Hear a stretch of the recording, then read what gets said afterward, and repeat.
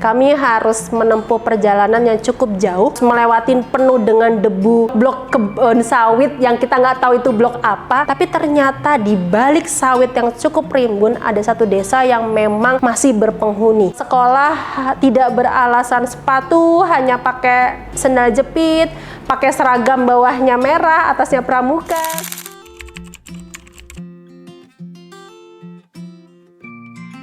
Perkenalkan, nama saya Olivia. Saya salah satu tim dari 1000 Guru Samarinda.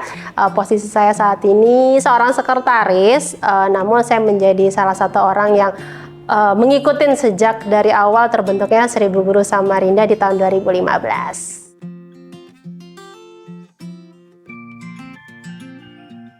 Awal mulanya terbentuk ya, kalau kita kan pastinya anak-anak muda pastinya pengennya dapat teman yang baru ya, seperti itu gitu.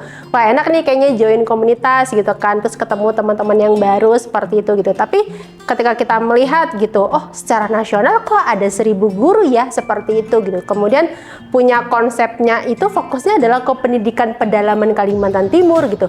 Kayaknya bisa nih gitu kita memperluas komunitas ini gitu. Akhirnya terbentuklah 1000 Guru Samarinda yang ada di Kalimantan Timur, untuk fokusnya adalah di pendidikan pedalaman Kalimantan Timur.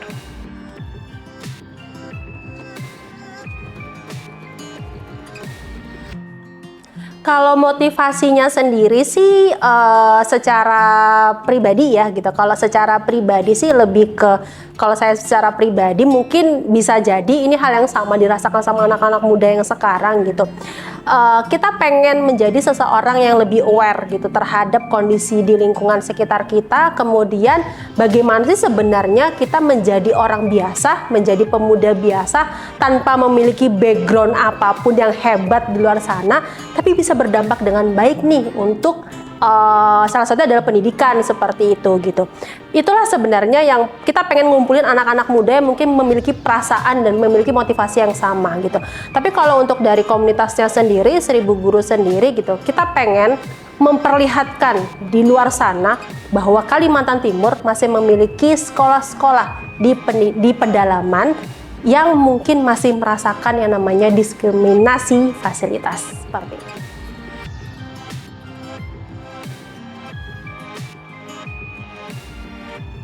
Sederhana sebenarnya, mungkin bangunan yang harusnya belum sesuai standar tapi digunakan untuk bersekolah, kemudian kondisi guru yang mungkin lebih banyak muridnya dibandingkan guru, gitu juga kita terjadi sering di pedalaman juga seperti itu gitu. Ya, kami sih berharapnya gitu, apapun yang diberikan fasilitas ataupun sumber daya manusia yang ada di perkotaan harusnya juga sama dong di pedalaman, seperti itu.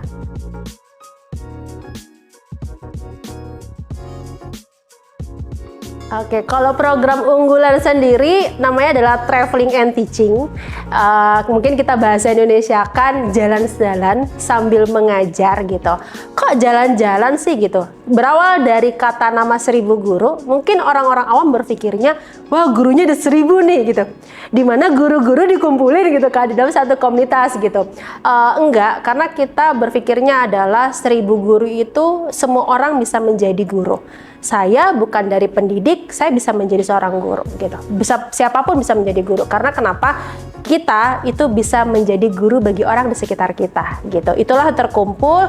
Kemudian kita juga pengen sebenarnya ngajak anak-anak muda gitu. Anak-anak muda, anak-anak yang pengen berdampak ke orang lain. Ayo join ke 1000 guru, di mana kegiatan yang kita usungkan yang mungkin menyenangkan untuk anak-anak muda sekarang itu adalah traveling and teaching. Seperti itu.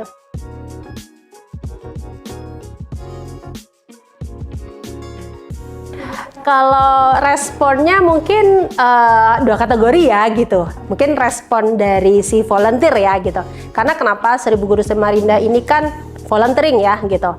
Kalau respon volunteer sendiri gitu, saya selalu ingat dengan satu ungkapan gitu, bahwa dimana ketika saya mau ikut kegiatan ini, tujuannya adalah ingin berdampak baik ke orang lain, malah dia yang dapat dampak baik seperti itu gitu.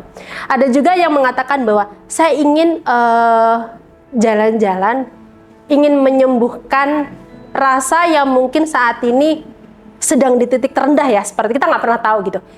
Tapi ternyata ketika dia datang malah dibukakan mata dia dengan hal yang namanya bersyukur, seperti itu gitu. Jadi respon-respon sederhana itulah yang kami dapatkan dari seorang volunteer yang pada akhirnya mereka selalu mengatakan, bikin kegiatan lagi, saya akan ikut lagi gitu. Jadi benar-benar dinantikan kegiatan tersebut.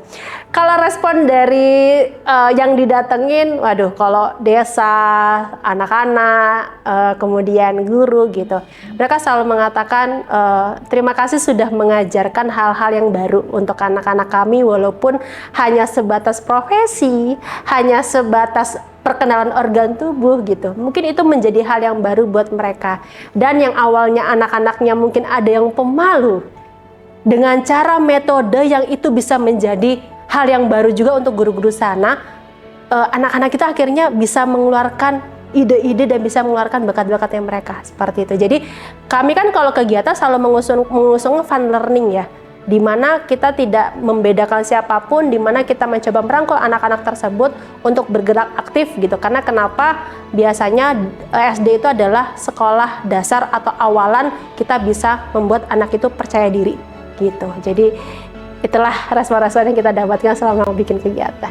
Jadi bentuk fun learning adalah sederhananya, misalnya kita membawa sebuah materi, yaitu materinya adalah pengenalan profesi, seperti itu. Kenapa pengenalan profesi? Profesi ini kan akan memancing mereka untuk bisa berpikir cita-cita mereka mau jadi apa gitu. Alat peraga itu sangat penting gitu. Ketika kita ingin mengajarkan sesuatu, kalau misalnya kita memiliki keterbatasan untuk mendeliverikan informasi dari seorang guru ke murid, alat peraga itu sangat penting gitu. Kita punya alat peraga yang fun, kita memberikan kesempatan anak-anak untuk berbicara. Pada dasarnya adalah anak-anak SD di zaman sekarang, mereka pengen didengar, bukan menjadi pendengar yang sangat baik, seperti itu gitu. Jadi kita benar-benar membangunkan sebuah suasana yang enjoy, kemudian ketika mereka bosan kita bisa bermain games tapi ada materi di situ. Itulah yang kita bawakan ke pedalaman. Harapannya adalah ketika kita sudah keluar dari kelas tersebut, mereka tahu ingin menjadi seseorang apa. Kami fokusnya SD karena sedikit informasi, sekolah pedalaman tuh hanya ada SD. Ya, jadi ketika anak-anak harus melanjutkan ke jenjang SMP, kebanyakan dia harus berpindah ke desa tersebut atau enggak harus menempuh perjalanan yang cukup jauh. Kalau kenapa banyak anak muda yang mungkin mau bergabung ataupun repeat ya gitu, mungkin dalam arti bergabung lagi gitu.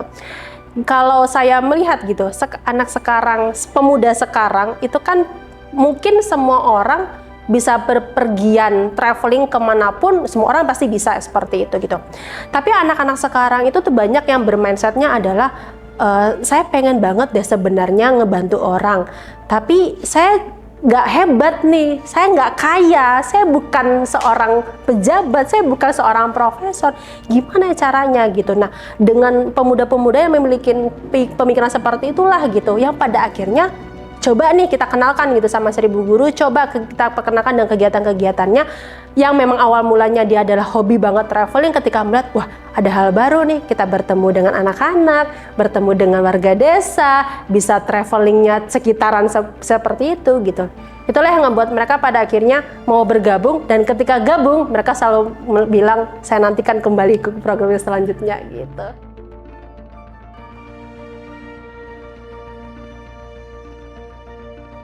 Ada dua kondisi, ada dua tempat yang berbeda, tapi di kondisi yang sama-sama di tengah sawit, sama-sama sekolah SMP-nya harus jauh, sama-sama juga memiliki seorang guru hanya 1-2 gitu.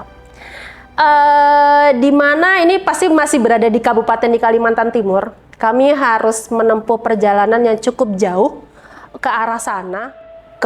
Harus melewatin penuh dengan debu, blok-blok kebun sawit yang kita nggak tahu itu blok apa, tapi ternyata di balik sawit yang cukup rimbun ada satu desa yang memang masih berpenghuni, di mana ketika anak-anak itu tuh akan pengen sekolah, dia jauh kalau misalnya sekolahnya harus keluar gitu. Pada akhirnya di situ ada sekolah filial itu merupakan anak dari sebuah sekolah indukan, di mana kondisi sekolah tersebut itu dibuka untuk anak-anak yang tinggal di situ.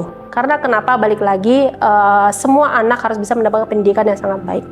Ketika kami datang, kondisi sekolahnya ya kalau secara visual, kalau pernah nonton Laskar Pelangi itu mungkin ada di daerah sana, tapi di Kalimantan Timur juga ada seperti itu gitu, dimana ketika datang disambut gurunya, ada satu guru yang dia menangkap jadi ketua RT kemudian ada juga guru sendiri, dia harus mengajar kelas 1 sampai kelas 6 seperti itu gitu. Kemudian mereka sekolah tidak beralasan sepatu, hanya pakai sendal jepit, pakai seragam bawahnya merah, atasnya pramuka seperti itu gitu. Kemudian mereka harus bergantian dengan kakak-kakaknya, kondisi sekolah yang bolong-bolong, kemudian hanya ditutupin sama karung goni, terus tiba-tiba ada ayam masuk ada ayam masuk gitu, ayamnya juga ikut belajar, tiba-tiba berkokok ayamnya seperti itu. Itulah kondisi yang wah, kita yang kesana tuh ya Allah, maksudnya bersyukurlah kita ternyata selama ini bersekolah mendapatkan fasilitas yang sangat baik gitu. Ternyata di pedalaman Kalimantan Timur tuh ada gitu. Jadi itulah yang ngebuat mungkin secara volunteer, yang ngebuat saya pribadi pun juga masih teringat memori sampai sekarang, dan selalu nggak tahu ya, selalu berharap dan berdoanya adalah anak-anaknya akan mendapatkan fasilitas yang lebih baik lagi, harapannya seperti itu. Kalau testimoni banyak ya gitu, dari kita pasti setiap malam kami tuh ada agenda malam keakraban, di mana di dalam akrab tersebut tuh kami ingin mendengarkan cerita gitu. Apa sih sebenarnya si anak-anak ini gitu kan, anak-anak ini mungkin ceritakan atau mungkin ada kesan apapun seperti itu. Mereka selalu mengatakan kalau anak-anak sederhana ya, kakak kapan kembali lagi gitu. Itu jadi kayak kakak kapan kembali lagi gitu. Kemudian ada satu hal yang mungkin ini terjadi sama saya juga ya gitu. Ketika saya lupa di kegiatan TNT yang keberapa gitu. Ketika kami pulang gitu, secara tidak langsung dia langsung memeluk. Jadi sewaktu itu dia perempuan, dia memeluk gitu dan dia menangis gitu. Dan dia bilang kalau kakak ada waktu lagi main kesini lagi ya gitu. Itulah hal sederhana yang membuat kita wah, nih jangan satu pemuda aja kami ajak ke sini nih gitu, harus banyak yang gitu. Karena kenapa? Ternyata mereka berharap besar gitu, dan kakak-kakak yang hadir harapannya akan ada kakak-kakak lagi yang akan datang lagi seperti itu.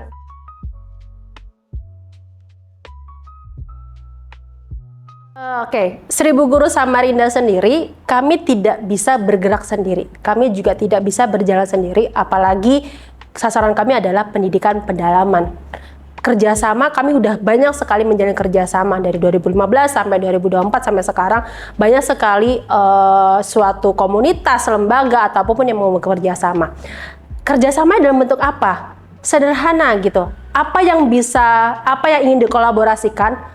Yuk kita sama-sama berkolaborasikan. Contoh misalnya, kami pernah berkolaborasi dengan mobil Fast Community, di mana kami berkolaborasi, Fast Community ini adalah bergerak di mobil off-road. Pas mereka akan membantu support terkait transportasi.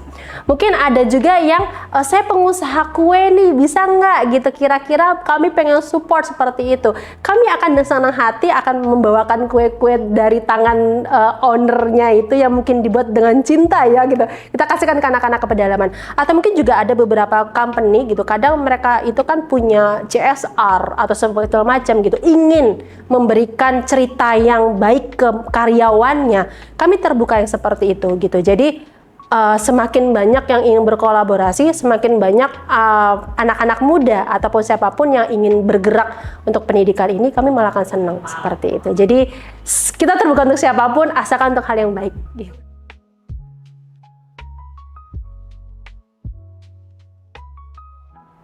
Kalau tantangan sendiri lebih ke kondisi geografis di Kaltim ya sebenarnya gitu.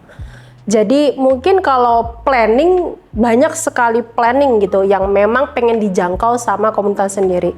Tapi dari sisi geografisnya sendiri gitu, kita akhirnya susah gitu untuk bisa menjangkau ke wilayah tersebut. Karena Kalimantan Timur kan salah satu provinsi yang cukup luas ya gitu untuk wilayah pedalamannya. Yang kedua adalah terkadang sedikit pemuda yang mau diajak gitu, nggak tahu ya gitu, mungkin apakah mereka masih berpikir apakah dirinya memang benar-benar bisa berdampak atau tidak seperti itu yang kadang membuat tantangan terbesar dari kami adalah kok semakin sedikit ya anak-anak muda yang mungkin mau bergabung seperti itu gitu. Mungkin apakah mereka masih takut atau mungkin mereka seperti apa gitu. Harapannya sih ya harapannya ya walaupun mereka tidak bergabung di kegiatan 1000 Guru, harusnya mereka bisa tetap berdampak kepada orang lain seperti itu. Itu tantangan terbesar sebenarnya untuk kondisi pemuda di Kalimantan Timur.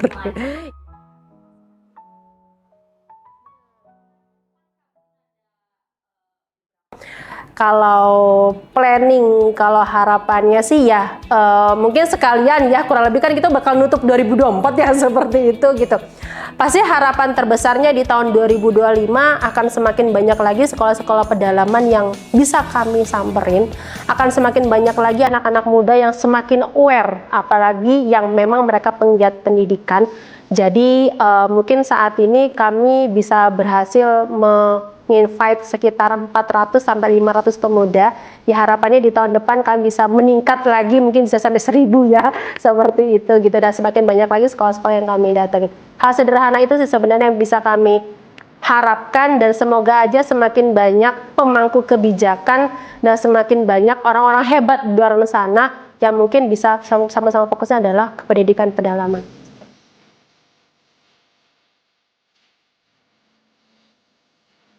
Oke, kalau untuk pesan untuk anak-anak muda, ingat kerikil aja, kalau jatuh ke sungai pasti masih menimbulkan gelombang kan.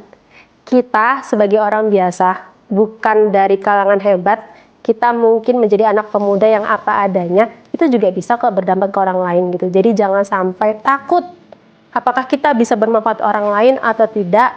Ingat, hidup hanya sekali, setidaknya itu diisi dengan sesuatu yang hal bermanfaat seperti itu. Jadi jangan tunggu nanti gitu. Kalau misalnya mau join di 1000 Guru pun kami sangat terbuka untuk bisa ke pedalaman bersama.